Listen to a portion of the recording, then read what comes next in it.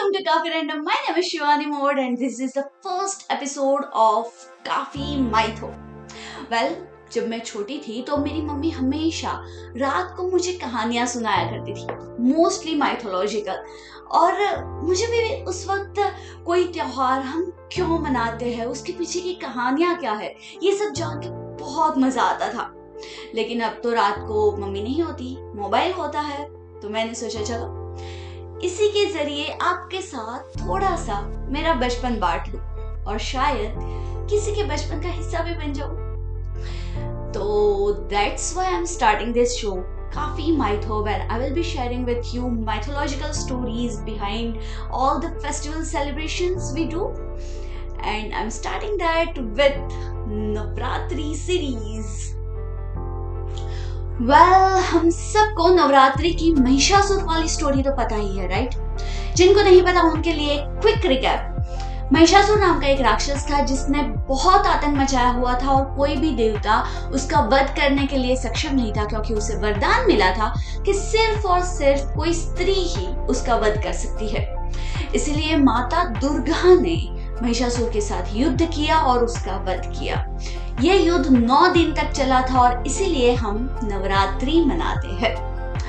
ये तो हो गई नवरात्रि की बात, लेकिन नवरात्रि में भी हम 9 दिन अलग अलग स्वरूप की पूजा करते हैं और माता जी के इन सभी स्वरूप की अपनी एक अलग कहानी है, जो मैं आपके साथ इस नवरात्रि सीरीज में शेयर करूंगी। So let's get started. Navratri के पहले दिन हम माता शैलपुत्री की पूजा करते हैं। ये नाम कैसे रखा गया? तो बात है कुछ करोड़ों साल पहले की, जब दक्ष प्रजापति नाम के एक राजा हुआ करते थे। उनकी पुत्री यानी कि देवी सती के साथ शिव जी का विवाह किया गया था। हालांकि दक्ष प्रजापति शिव जी को बहुत पसंद नहीं करते थे। उन्हें लगता था कि किसी भी सम्मानजनक प्रतिष्ठित परिवार की बेटी से शादी करने के लिए शिव जी योग्य नहीं है, और इसी के चलते शादी के बाद उन्हें अपमानित करने के हेतु से दक्ष प्रजापति ने एक महायज्ञ का आयोजन किया, जिसमें सभी देवी देवताओं को आमंत्रित किया गया, लेकिन देवी सती और शिव जी को आमंत्रित नहीं किया गया। जब देवी सती को इस यज्ञ के बारे में पता चला तो उन्हें लगा कि शायद इतने बड़े यज्ञ की तैयारियां करने में उनके पिताजी उन्हें आमंत्रण देना भूल गए हैं, और वैसे भी पिताजी के घर जाने के लिए आमंत्रण की क्या जरूरत है ना? तो वो शिव जी को मनाने लगे कि अपने पिताजी की इस भूल को नजरअंदाज कर ले और महायज्ञ में चले। लेकिन शिव जी नहीं माने और इसके पश्चात देवी सती खुद अकेले ही उस महायज्ञ में शामिल होने चली गई। वहां जाकर उन्होंने देखा तो सभी देवी देवताओं के आसन लगाए गए थे, लेकिन शिव जी का आसन कहीं भी नहीं था। और उस वक्त देवी सती को ज्ञात हुआ कि उनके पिताजी ने जानबूझकर शिव जी को आमंत्रित नहीं किया था। इस बात से वो थोड़े विचलित हो गए और उसी वक्त दक्ष प्रजापति ने शिव जी के बारे में कई अपमानजनक बातें भी कही।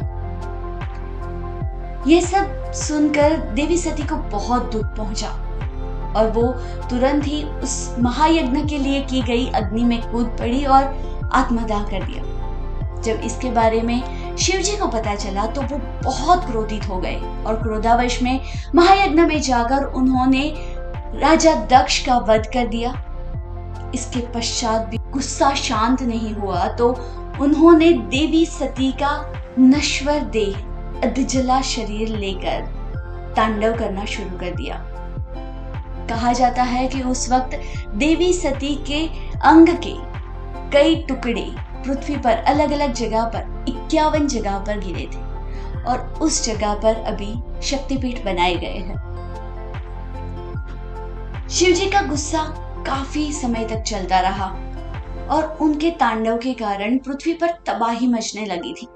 इसलिए विष्णु जी ने फिर हस्तक्षेप किया और उनका गुस्सा शांत किया, जिसके पश्चात राजा दक्ष प्रजापति के धड़ पर बकरे का मस्तक लगाकर उन्हें वापस जीवित किया गया। इसके बाद शिव जी वहां से चले गए और कुछ साल पश्चात देवी सती का पुनर्जन्म हुआ हिमालय के घर। इसलिए उन्हें कहा जाता है शैलपुत्री, यानी कि डॉटर ऑफ माउंटेन। उन्हें पार्वती भी कहा जाता है, यानी कि पर्वत की पुत्री। एक तरह से देखा जाए तो ये औरत के उस स्वरूप की पूजा है जो माफ करना जानती है, लेकिन जब बात के खुद के या अपने पति के सम्मान की हो तो वो किसी के भी सामने नहीं झुकती। हमेशा वो पर्वत की तरह उन्नत रहना जानती है। Thank you so much for watching this video. If you like it, don't forget to like, share and subscribe.